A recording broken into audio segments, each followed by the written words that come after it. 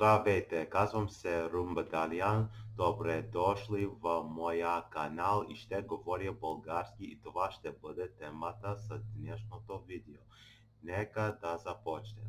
Докато много от вас знаят, че обичам да уча различни езици и това е един от моите интереси и хобита и това е много очарователно за мен и уча езици от тинейджър възраст.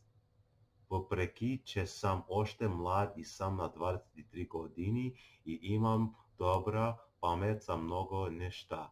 И никога не съм планирал да науча български, но реших да науча български, докато обичам да уча различни езици и това е очевидно. Не срещна много българи в Флорида, но срещна някой. И също мисля, че българският ми е лесен, защото е подобен на сръбският. Докато сега го говоря свободно, също така вярвам, че имам нужда от повече практика за изучаването на български език и това ще подобри уменията ми по български, ще ми помогне да го говоря по-добре и свободно и мога да кажа, че българският не ми е труден. Българският звучи по-меко от руският, но знам, че руският и българският също са подобни. В момента уча 3 езика, които са руски, български и немски. И уча български от август или септември 2024 год. И зна, че напредвам в тя до сега.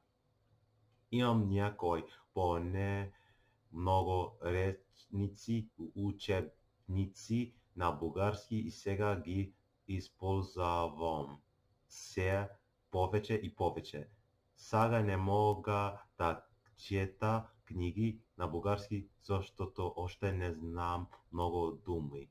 По някой ден ще го правя, но ще стане по-добър.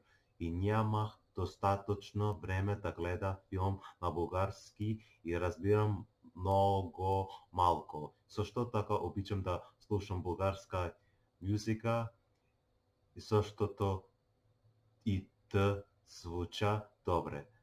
Някога не съм опитвал да ям българска храна, но знам, че имат подобни храни като сръбските.